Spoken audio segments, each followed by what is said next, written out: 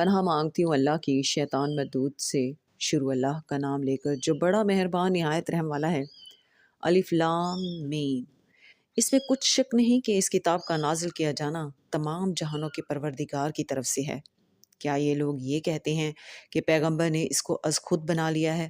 نہیں، بلکہ وہ تمہارے پروردگار کی طرف سے برحق ہے، تاکہ تم ان لوگوں کو ہدایت کرو جن کے پاس تم سے پہلے کوئی ہدایت کرنے والا نہیں آیا، تاکہ یہ رستے پر چلیں۔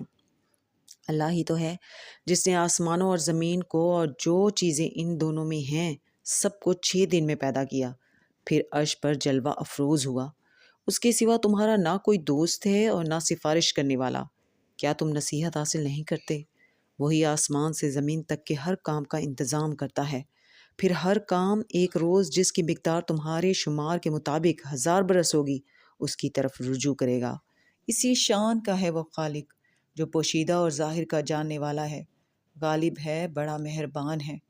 وہی جس نے ہر چیز کو بہت اچھی طرح بنایا، یعنی اس کو پیدا کیا، اور انسان کی پیدائش کو مٹی سے شروع کیا، پھر اس کی نسل ایک قسم کے خلاصے سے یعنی حقیر پانی سے بنائی، پھر اس کو درست کیا، پھر اس میں اپنی طرف سے روح پھونکی، اور تمہارے کان اور آنکھیں اور دل بنائے، مگر تم بہت کم شکر کرتے ہو۔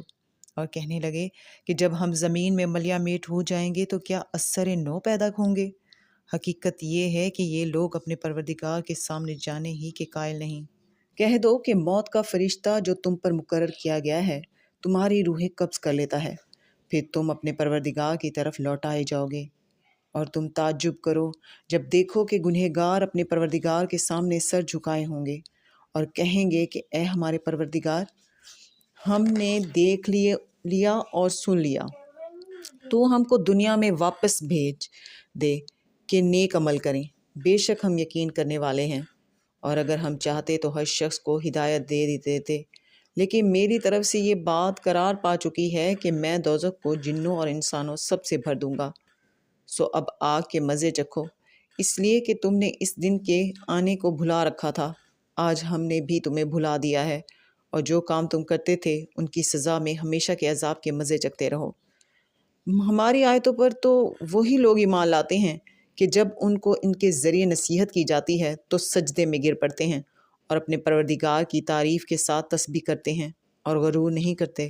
ان کے پہلو بچھونوں سے الگ رہتے ہیں اس حال میں کہ وہ اپنے پروردگار کو خوف اور امید سے پکارتے اور جو کچھ ہم نے ان کو دیا ہے اس میں سے خرچ کرتے ہیں۔ سو کوئی شخص نہیں جانتا کہ ان کے لیے کیسی آنکھوں کی ٹھنڈک چھپا کر رکھی گئی ہے۔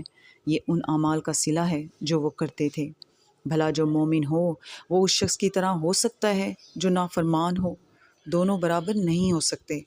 جو لوگ ایمان لائے اور نیک عمل کرتے رہے ان کے رہنے کے لیے باغ ہیں، یہ مہمانی ان کاموں کی جزا ہے جو وہ کرتے تھے۔ اور جنہوں نے نافرمانی کی ان کے رہنے کے لیے دوزخ ہے، جب چاہیں گے کہ اس میں سے نکل جائیں تو اس میں لوٹا دیے جائیں گے، اور ان سے کہا جائے گا کہ جس دوزخ کے عذاب کو تم جھوٹ سمجھتے تھے اس کے مزے چکھو۔ اور ہم ان کو قیامت کے بڑے عذاب سے پہلے دنیا کے عذاب کا بھی مزہ چکھائیں گے، شاید وہ ہماری طرف لوٹ آئیں۔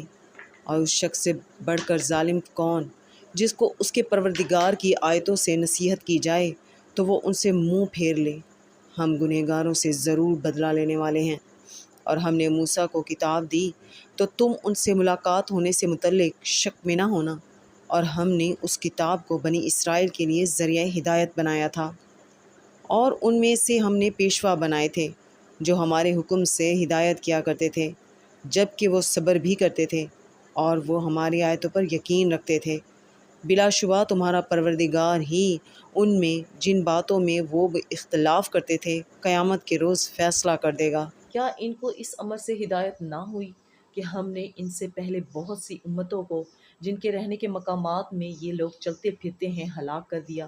بے شک اس میں نشانیاں ہیں، تو یہ سنتے کیوں نہیں؟